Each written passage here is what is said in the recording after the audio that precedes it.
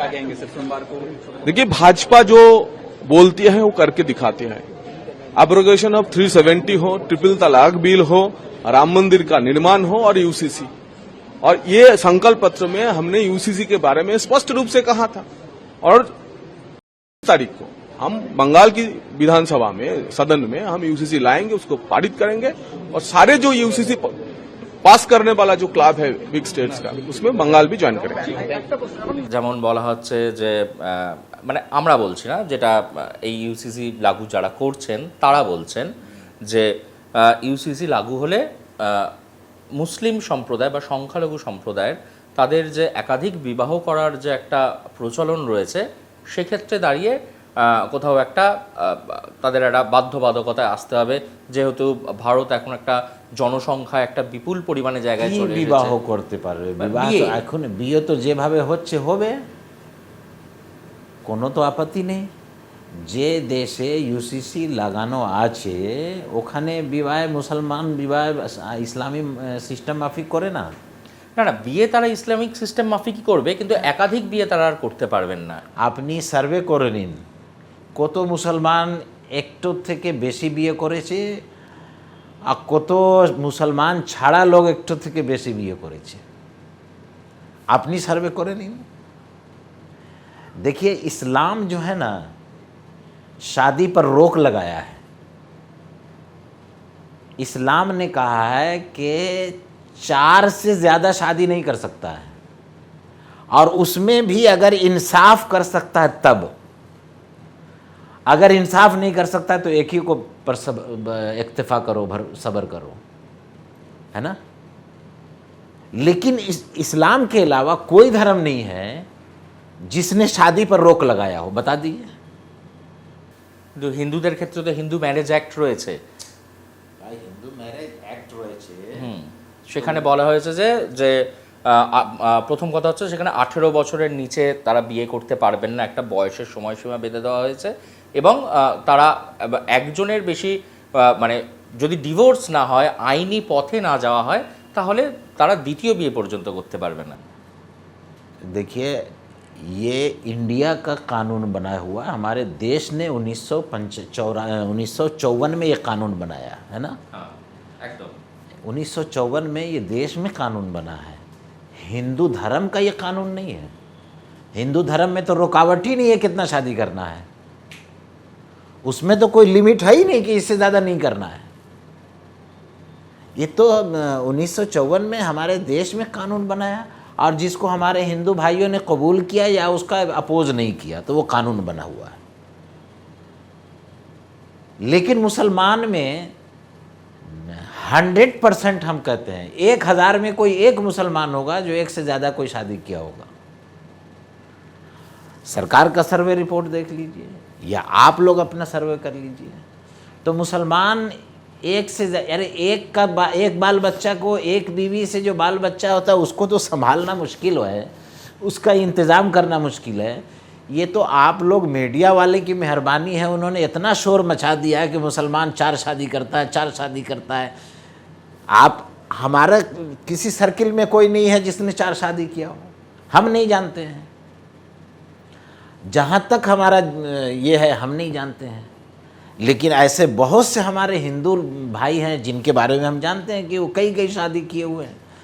कितना शादी तो वो ऐसा भी करके छोड़ रखे हैं जिसको ना खाना खर्चा देते हैं ना उसके पास रहते हैं।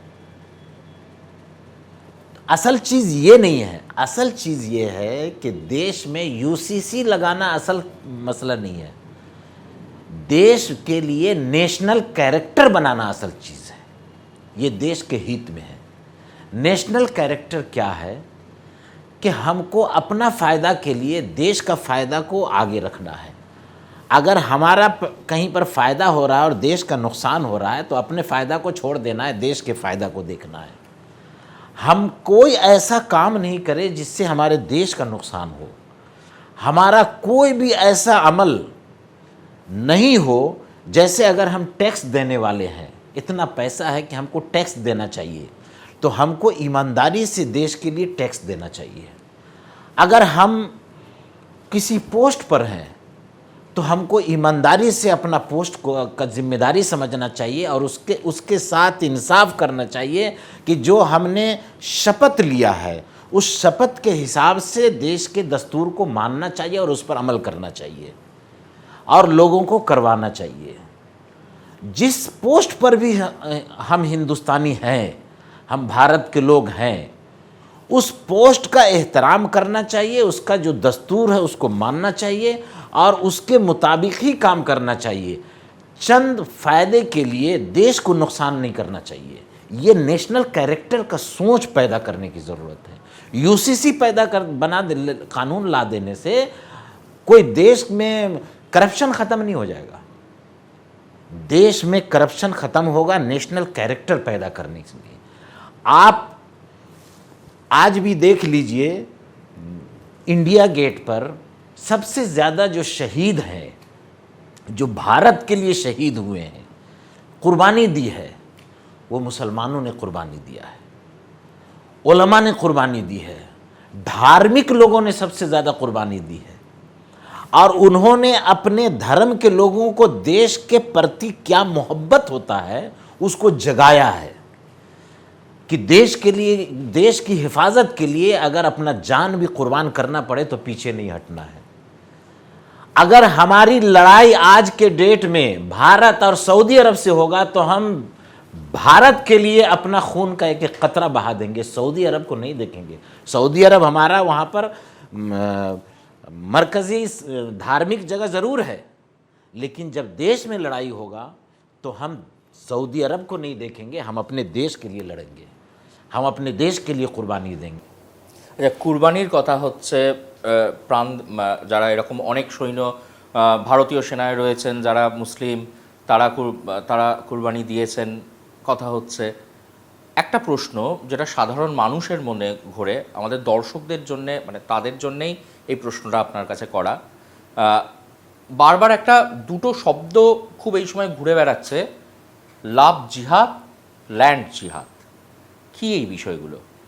देखिए, ये लव जिहाद भी कुछ नहीं है और लैंड जिहाद भी कुछ नहीं है। ये सब जो है हमारे देश में कुछ मीडिया वाले और कुछ राजनीतिक लोग या कुछ इस तरह के देश विरोधी सोच रखने वाले लोग जो हैं, ये सब जुमला निकाले हैं लव जिहाद। देखिए, एक बात बताते हैं, लव जिहाद क्या है आपसे हम पूछना चाहते हैं। लव जिहाद किसको कहते हैं?